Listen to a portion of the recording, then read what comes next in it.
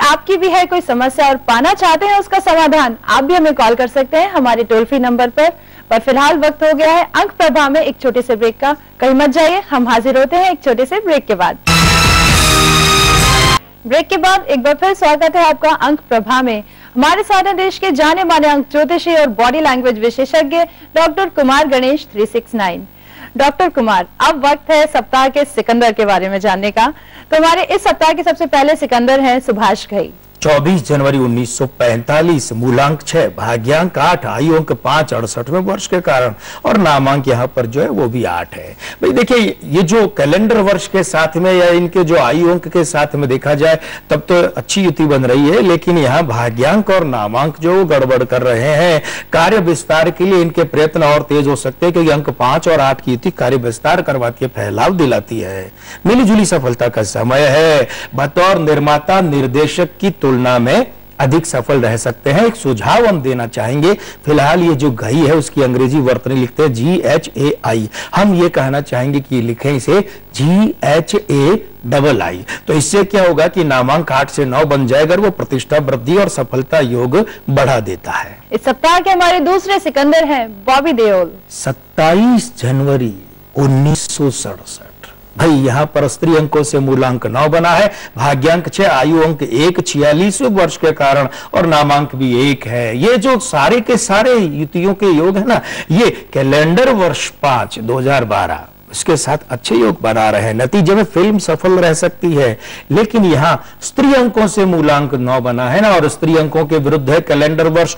तो स्त्री अंक क्या है, परिजनों के भी अंक होते हैं। तो ये अपने परिजनों यानी कि भाई और पिता के साथ अगर फिल्म करते हैं और वो रिलीज होती है इस साल, तो उस फिल्म को ज्यादा सफलता के योग नहीं है। एक खास बात और कि यहाँ पर जो अंक 1 है ना, नामांक और आयु अंक के रूप में, ये बाकी के साथ में युतियां बनाकर संकेत करता है कि पिता के स्वास्थ्य से संबंधित चिंता बॉबी देओल को इस आयु अंक में रह सकती है। इस सप्ताह के हमारे तीसरे सिकंदर है पंडित जसराज।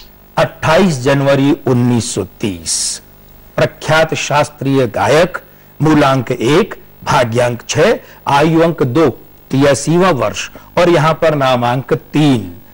ये जो स्थितियां बनती है कैलेंडर वर्ष 5 वाला यानी 2012 के साथ में, तो पहली बात की स्वास्थ्य बड़ा झटका दे सकता है। इस आयु अंक में इन्हें किसी विशेष सम्मान की प्राप्ति हो सकती है। इस सप्ताह के हमारे चौथे सिकंदर हैं राज्यवर्धन सिंह राठौड़। निशानेबाज और बड़े बड़े पदकों के विजेता राज्यवर्धन सिंह राठौड़, 29 जनवरी 1970, मूलांक यहाँ पर 2, आयु अंक 7, 43वें वर्ष के कारण, भाग्यांक भी 2। ये जो तीनों के तीनों स्त्री अंक हो गए हैं, नामांक 1। ये तीनों स्त्री अंक कैलेंडर वर्ष के मूलांक 5 के साथ में विरोधी युति बना रहे हैं, इसलिए समय झटकेदार है। प्रदर्शन में गिरावट आ सकती है, और परिवार व स्वास्थ्य की तरफ विशेष ध्यान दें, वो चिंता का विषय इनके लिए रह सकता है। तो ये तो थे इस सप्ताह के सिकंदर। डॉक्टर कुमार, हमारे पास उदयपुर से श्वेता गुप्ता का ईमेल आया है, जिनकी डेट ऑफ बर्थ है 21 मार्च 1982। वो जानना चाहती हैं कि उनकी शादी कब तक होगी। 21 मार्च 1982, मूलांक यहाँ पर 3, भाग्यांक 8, आयु अंक 3, 30वां वर्ष है। बाकी सारी बातें तो ठीक है कि इन्हें जो कैलेंडर वर्ष है वो भी सहयोगी है, शादी के लिहाज से समय उपयुक्त चल रहा है, और 20 मार्च तक अच्छी प्रगति हो सकती है। फिर भी ये वर्ष बीतते यानी कि 19-20 दिसंबर तक इनकी शादी करवा सकता है। मगर ध्यान ये रखना है श्वेता जी आपको, मूलांक 3 और भाग्यांक 8 ये कहते हैं जरा सा भी फिसली आप गलत निर्णय हो सकता है, संभल कर फैसला कीजिएगा। समय उपयुक्त चल रहा है, बहुत जल्दी आप शादी कीजिए और हमें भी खुशखबरी बताइए, हम भी खुश होंगे आपके साथ। मध्य प्रदेश से दीपक वर्मा का हमारे पास ईमेल आया है, जिनकी डेट ऑफ बर्थ है 29 जनवरी 1987। वो जानना चाहते हैं कि उनका प्रमोशन कब होगा। जी बिल्कुल, देखिए यहाँ पर मूलांक 2 और भाग्यांक 1 की युति है, संभल कर रहिए। अभी उम्र का 26वां वर्ष चल रहा है, ये 8 का अंक है, और 2 के साथ में मिलकर के मानसिक शांति, तन मन धन का सुख बाधित है। अभी तो प्रमोशन वाली बात तो छोड़िए, बल्कि यह है कि 28 जनवरी अगले वर्ष की 2013 की जो आ रही है, तब तक अपनी नौकरी संभालिए, ज्यादा खतरा मत उठाइए, उलझिए मत, बच कर रहिए, ये समय निकालिए। उसके बाद में आगे समय आपका ठीक आ रहा है, लेकिन प्रमोशन अभी आपका दूर है। हाँ, एक बात अवश्य, अगर आपकी शादी नहीं हुई है तो अब जब आपकी शादी हो जाएगी तो उसके 13 महीने के अंदर अंदर आपका प्रमोशन हो जाए। अगर आपकी भी है कुछ समस्या, आप भी हमें कॉल कर सकते हैं हमारे टोल फ्री नंबर पर। फिलहाल वक्त हो चला है अंक प्रभा में एक और छोटे से ब्रेक का। कहीं मत जाइए, हम हाजिर होते हैं एक छोटे से ब्रेक के बाद।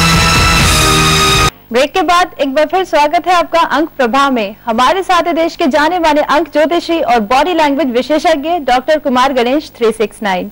तो कैसा रहेगा इस हफ्ते बॉक्स ऑफिस का हाल, आइए जान लेते हैं।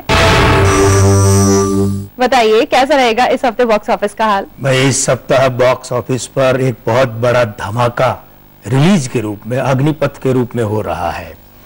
और जितनी भी बातें कही जा रही है कि ये पुरानी अग्निपथ का रीमेक है या नहीं है, जो भी है, लेकिन देखें कि वाकई अग्निपथ पे ही चलेगी और चल करके कैसी क्या रहेगी। तो पहली बात तो ये बता दें कि ये फिल्म गई 20 तारीख को रिलीज होनी थी और तब के आंकड़ों के रिलीज के समीकरणों के हिसाब से हमारी गणना के अनुसार ये फ्लॉप रहनी थी, निराश करनी थी। अब देखते हैं ये जो इसका रिलीज होना है ये भी लीक से हटकर है।